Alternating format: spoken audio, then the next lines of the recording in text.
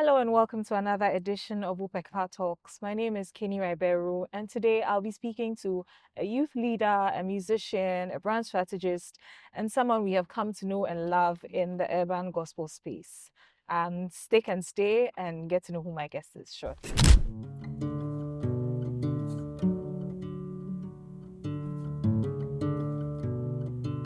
Hello. On today's episode of WopeCar Talks, I'm speaking to Nana Yaw Ofori Atta, a musician, a leader, a brand strategist, and someone who has become an icon in the urban gospel space. Welcome, Nana Yaw. Pressure. If I don't give you the pressure, how will you take intro, it? man. Yeah. Thank you. Oh, I like that. How will you take it? Thank you. So please, tell us. We know Nana Yaw Ofori Atta as the one who has the cool fits like you have today, who is on stages, who's leading a group. But before all of that, there was a Nana Yaw. We've recently seen your song sing, and the cover has a very cute little boy. So tell us about that little boy. What was he like growing up? All right. Hi, guys. Hi, everybody watching. So Nana Yaw is basically a firstborn of 3 boys. Born and bred in Ghana, love Ghana to the core. I'm just a young boy who loves the Lord, who loves Jesus Christ and wants the whole world to hear about him. I do so through music, I do so through content, but then again, for my full time, I work with content creation and work with a lot of brands. So what we do is that we try and help every brand find their real fans. That's how I like to place it, because a fan is somebody who's just going to follow you wherever you go. And that's what we want brands to realize, that you are not just there to provide a service or a product or but you're given an experience. So that's where I come in. So we do so through content creation, we do so through brand strategy, brand consultancy, and our agency is called Brainstorm Africa. So that's my full time, for those who don't know. And music is my lifetime. So I say it's my lifetime because music is all I've known ever since I've been a kid. I've loved music in all forms. I enjoy music. It's quite recently that I enjoyed making music. So and I just started out. We just started not long ago. We're like 2-3 years into the music game. So we're trying to see how we balance it out. And we're trying to see how we push the word and push it out differently. So that's Nana Yaw. I'm an Arsenal fan. I love food. And yeah. Okay, but you didn't tell us where you grew up. Oh, what's your favorite food? Yeah. Myself, proper myself. Myself. My name is. But I'm a fufu guy. I love fufu. I think jollof is also overrated, but I think wachi is up there. So jollof would be like number 9 on the list of top 10s. Now jollof is that's why people are fighting over which jollof is the best. Like, on Shedda and that girl, like jollof is just not that person, but fufu day there, mutu day there, tozafi day there, wachi day there. Even before jollof come, I can talk about this all day. I was born and bred in Accra. I've lived in Accra. I did school in Cape Coast. I went to Infantipim. Then I did school in Kumasi. So I've experienced life in Accra, life in Cape Coast, life in Kumasi, and it's been an interesting one. By God's grace, I've had the chance to also travel outside Ghana a bit, just to see what's happening in other countries, and it's giving me some sort of an exposure as to how we need to also position ourselves as people. I have 2 brothers after me, Kweku and Papa Yaw. I'm a very friendly guy. I seem to be an open book, but people don't know everything about me, which is great. I am very introverted, but if you don't know me, you wouldn't know that. And I think I'm a funny guy. So that's it about me. Yeah. All right, let's talk about your funny name. Your name is Oneman1000. Oneman1000. We know Oneman1000 as fish, but now it's become. I don't think anyone in Ghana hears Oneman1000 and only thinks about fish. Now they think about you as well. For real? Well, maybe I'm biased. But that's what I think. Kenny's my big sister, by the way, and I didn't know she was interviewing me. I found out. So my question is, how did this name come about? So it was banter. Funny how we're shooting this in a car. It happened in a similar setting. We were in Cape Coast. We're going to visit. We're going to school for visiting, coming back. And I bought some in traffic. You know, if you've ever been familiar with that Cape Coast Marketing Road, they're always selling some with Abudu. So I bought some, and my brother Kweku, whose nickname is Logoligi, it's not like his is better than mine. He goes like, your face like Oneman1000. And I'm like, I think I need a new name, because at that time, everybody was using NHARY, Nahar, like that was the peak Azonto era. I couldn't stay there, you know. I had to define myself and redefine myself. So it started out as a joke. And so I credit Kweku for that. Then after I realized that the name is taking shape in different forms, I find myself doing more things than I do. I have a friend called Edward Asari, and he calls me a multi-potentialite, which is a very interesting word. And I went to read a bit more on it. I just happened to find myself doing quite a number of stuff all at once. So one man who's doing quite a number of things. And in school, it became banter because some of my teachers used to talk about that. My mom joked about it a couple of times, and it's revealing itself small. So it started off as banter, but it's a good case of God using the foolishness of the world to confound the wise. So yeah. Right. Love that. So we also know you as a leader. Right. You lead in ICGC, you lead in the Oasis Collective. What has that journey been like? Does faith play a role in your leadership journey at all? It has. It's been a very topsy-turvy one. I think in class 6, I got a report card, and on that report card, my teacher had written, "Would make a great leader and a great musician." But at that time, I didn't see what he meant. I still have that report card somewhere, and one day I'll post it. And my grades were not that good. Yeah, the report card was what he said under. Very prophetic. Very, very, very, very. And that man didn't like me. So when he wrote that, I think it was very, very humbling to me. But growing up in ICGC, I've just seen people do it. I've learned a lot from my dad, who's been a pastor for as long as I remember. My mom was also a leader in the church. So leadership is not something new to me. It's something that I've seen around. I've never shied away from responsibility. I will take it. Then, I mean, being a firstborn cry, that pressure is also another thing. Like, that responsibility day in, day out. So faith, the only thing about faith being in this equation is that it helps me stay grounded. Like, it keeps me locked in, because faith also helps you find your source. It helps you when things are moving and things are shaking. You strongly believe in something. You strongly believe. And in my case, I strongly believe in someone who is Jesus Christ. And that has kept me unwavering for a long time. And I realized that out of that faith, a lot emanates.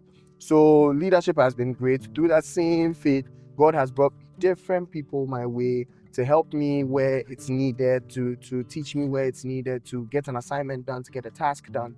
So faith has been massive in what I do.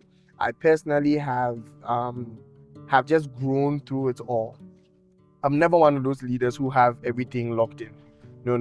Sometimes it seems like it, but no, I don't. And I'm a very people person, people-centered leadership. So I like to serve, and people also learn from how I do it, because they don't know. But while I'm also doing it, I'm learning, so that the next person that comes, I could also teach them. And I think that's how Jesus wanted things done. And it helps my temperaments too. So that's it for leadership for me. Yeah. So I lead the Oasis Collective, which is a group of crazy young people who love the Lord and want to tell the whole world about it. And we are trying to push a system of positive peer pressure.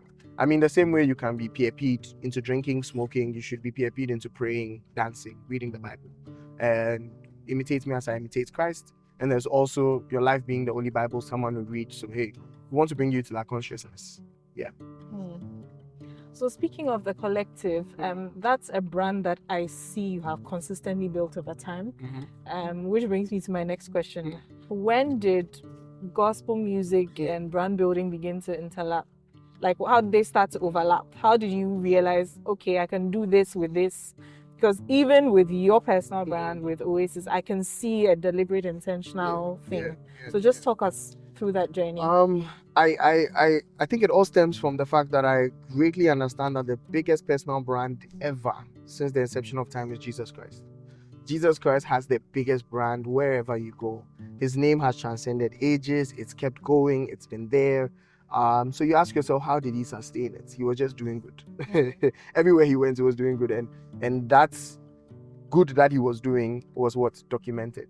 So one heavy thing that we base building this brand on is documentation. So you'd realize that if through time, I find myself within the content creation space. I had my stint as an influencer too over time, but now I'm just trying to use that to help the ministry. But God brings people around you who speak the same language. So around us, you find out that almost everybody, we're trying to bring them to that same consciousness. Like, post this, do this, let people know. Because if the disciples didn't write down what Jesus did, we wouldn't know how epic he was. So what am I trying to say? Treat yourself like it's a product, and that's what I think every time. So myself as Nana Yaw Ofori Atta, myself as Oneman1000, I am a product. what I wear, what I say, where I go, why I do what I do is targeted towards a group of people. It's targeted towards someone. It's targeted towards something. And you realize that people relate with you more when you speak their language. I can't walk into Germany and go and speak Tree unless I meet somebody Actually, who in speaks Tree. certain parts you can't. Exactly. Unless I meet someone who speaks Tree, I go like, oh, so to Tree. And always that your eye lights up when you find somebody who speaks your language. It's like, also, and it happens to be every time like I travel, you get somewhere and you see a Ghanaian. It's like, we're Ghanaian anymore. I went somewhere and a funny story, it was a wedding reception and the MC looks at my head and goes like, Uti a Ghanaian, he. I'm like, yeah, also I know you're Ghana for I know, and we laughed about it. So those little things, and you realize that you are finding your language. When you find your language, you find your people. So that's what we try to do, linking it. Ministry doesn't have to be a certain way. Ministry can be relatable, ministry can be cool, ministry can be nice.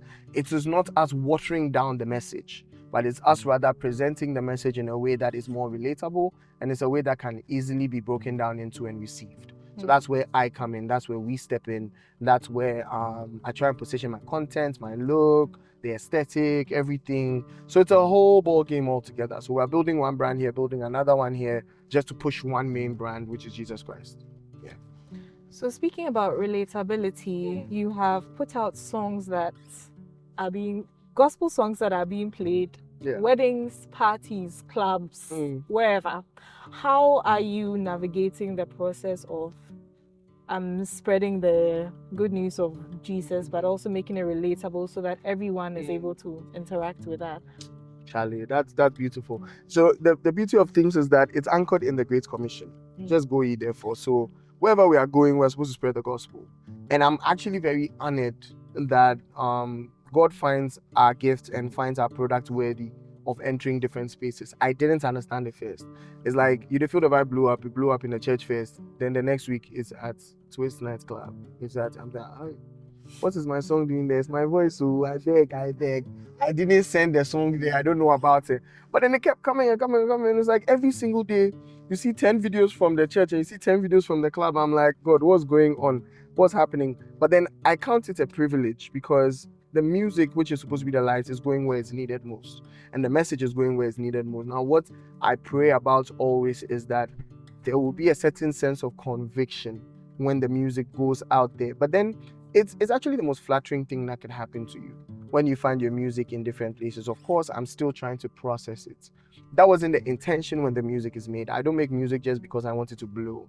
I'm saying just because I understand that we have to be loud about what we are doing, especially because we are the minority when it comes to the creative art space. So I don't really have that in mind, but I keep praying and asking God, breathe over this content for me, or speak over this thing for me. Let it be the core of what we are doing, so that when it goes out there, Charlie, somebody can see it and understand what we're trying to do. But I also have a mantra that God is for everyone. So I should be able to make music that a Muslim can listen to, that a Christian can listen to, that a believer can listen to, that an atheist can listen to, a pagan can listen to, and still not lose the core of the music. So you realize that we're very particular about the sound, or particular about the music, the videos, how even the live performances, they have to be relatable. I've even learned that when I'm ministering live, I have to be more current with my terms, with the jokes I crack and all those things. Because people are listening, people are watching, and it makes the entire experience for them. So it's an interesting thing, it's a humbling thing, but I'm so glad that God finds me worthy to do that and the team worthy too. So yeah. Right. So you walk into rooms either as a gospel musician or as a brand strategist. How do you navigate that, like staying true to yourself and your core values as you, because these are like different. Totally different. Totally different.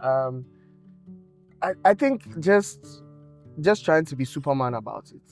When you take your glasses off, you're Superman. When you wear your glasses, you're Clark Kent. It's a very interesting analogy a friend gave me sometime, and I was like, that makes sense.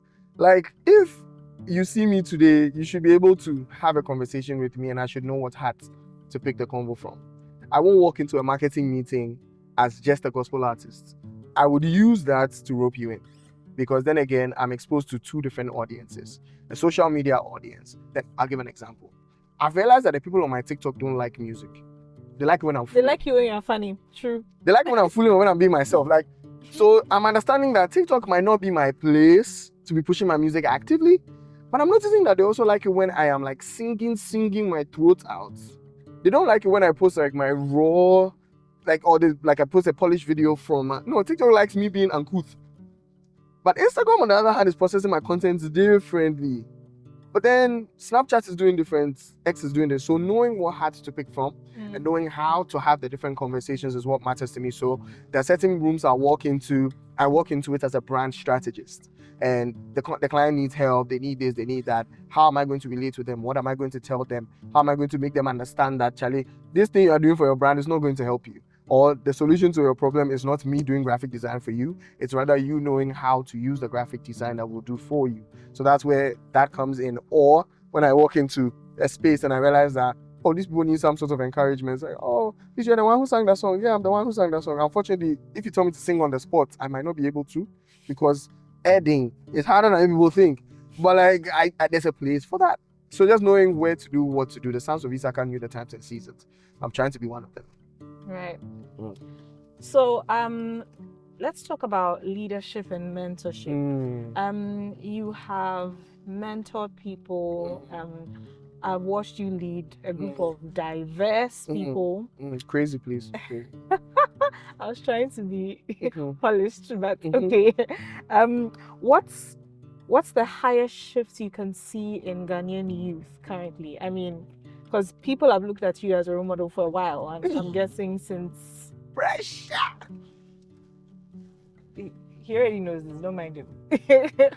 So how do you navigate that? What shifts are you seeing in how Ghanaian youth are processing life and these challenges? Charlie, I believe in a I have something I call the coin theory. There's a flip side to everything. Yeah, people like fixating on one side of the coin, but they forget that there's another side. One side of the coin is that it's so fun to be a young person now in this day and age because there's so much information. There was a time if you wanted to find out something, you have to go on Encarta Kids. That's same Encarta Kids, or you have to go and buy a world book, or you have to, if you need someone's number, you need the yellow pages. There was a time like that, and some people can't relate. Like my last brother doesn't even know what a yellow book is. There's some of the cartoons I mentioned, he don't really relate. He didn't even understand now.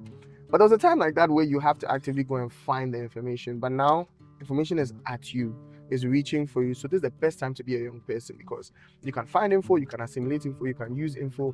You can do it in so many brilliant ways. The flip side of it is that same information is making us very woke.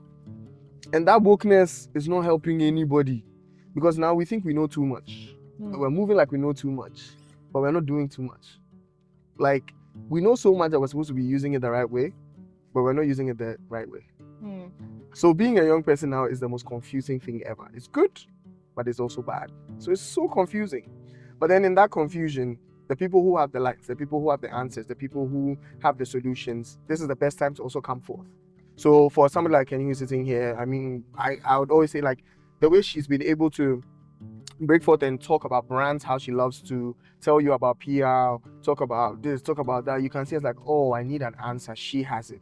So for a confused generation, they're looking for more level-headed people who can like bring the info. Okay, let's do this, let's do that. So whether it's in faith, in health, now people are using supplements wrongly. People are wearing waist trainers and doing all these things out of confusion because they don't know, is that the quickest way to do it, or do I need to go to the gym? There's laziness is also part of it. So you need people who are level-headed within the fitness space to bring a solution. So I think this generation, being young, is very interesting. Like, as confusing as it is, it's very beautiful because we have more information than we ever asked for. But then again, too, it's the most confusing thing ever because it's, should I do A or do B or do both? But now that's where people like us come in, where we know that, okay, you have to walk in purpose. You don't have a choice, and we don't have time.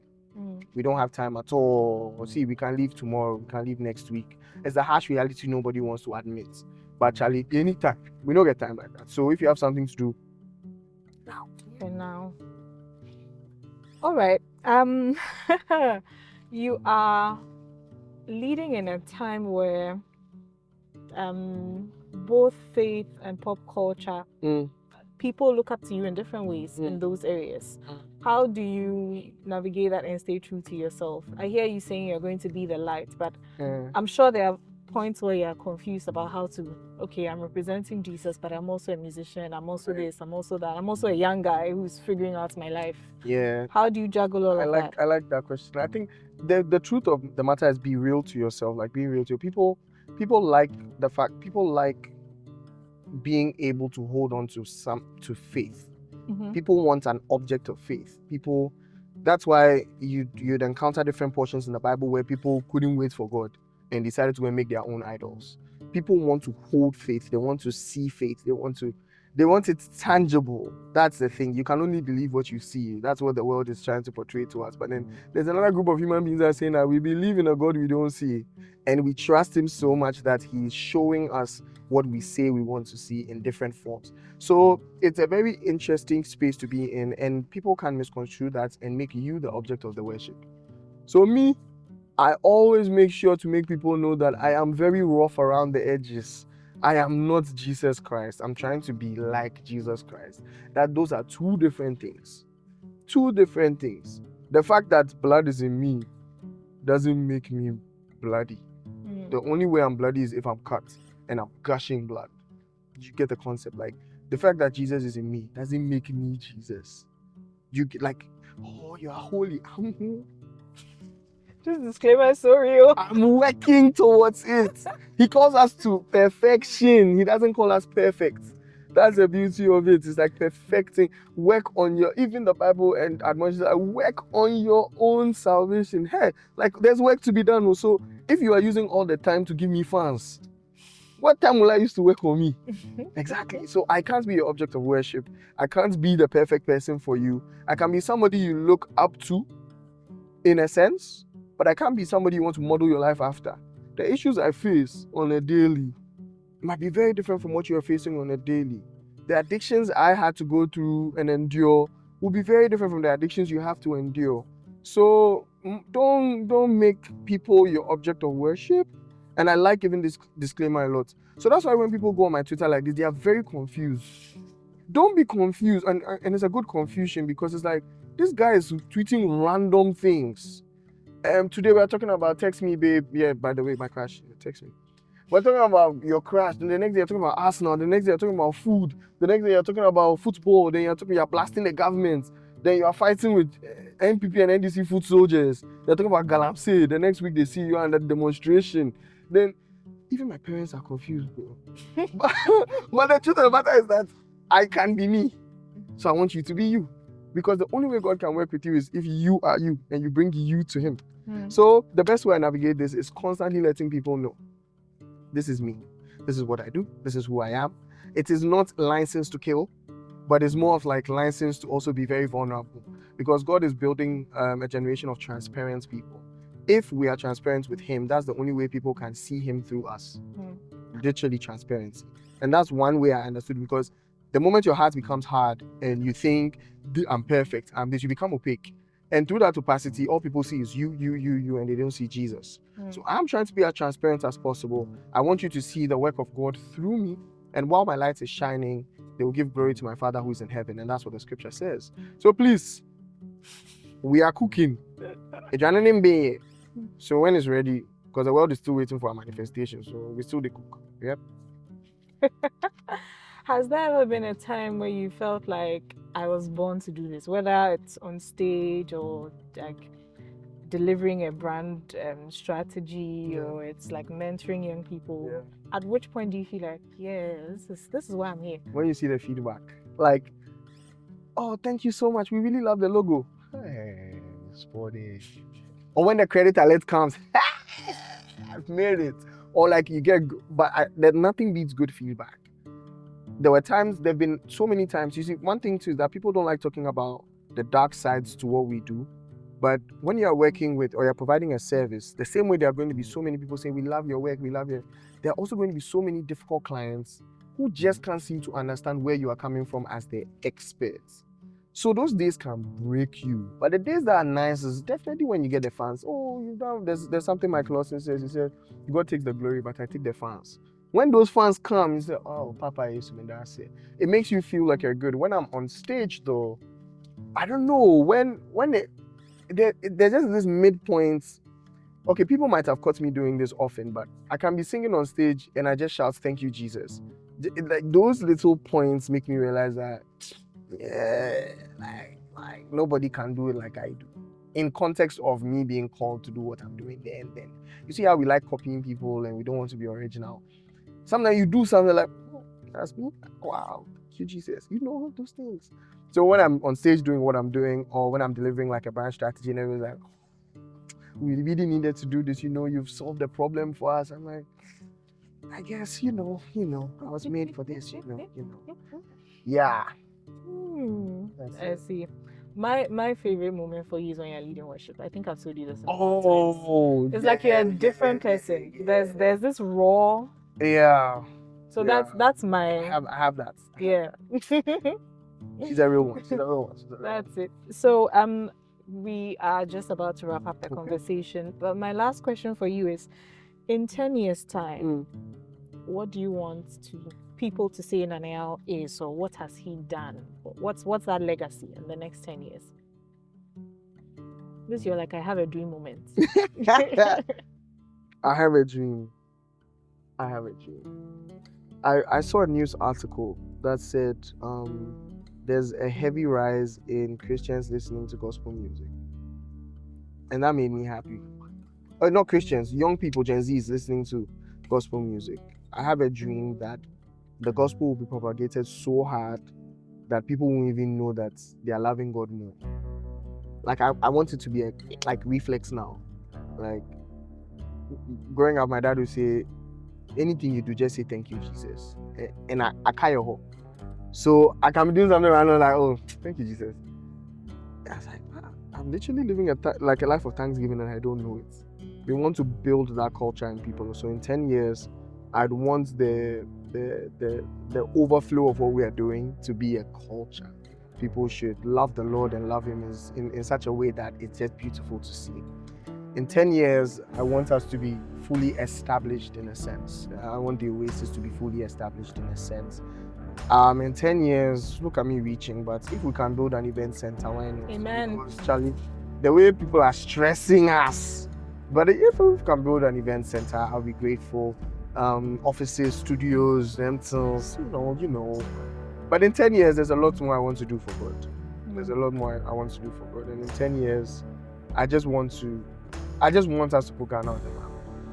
And in 10 years, I pray that we have good governance. Yeah. I can keep going on it. 10 years is a long time. So I'm really with you on the event center because that's one of the things that stresses me about Ghana. Yeah.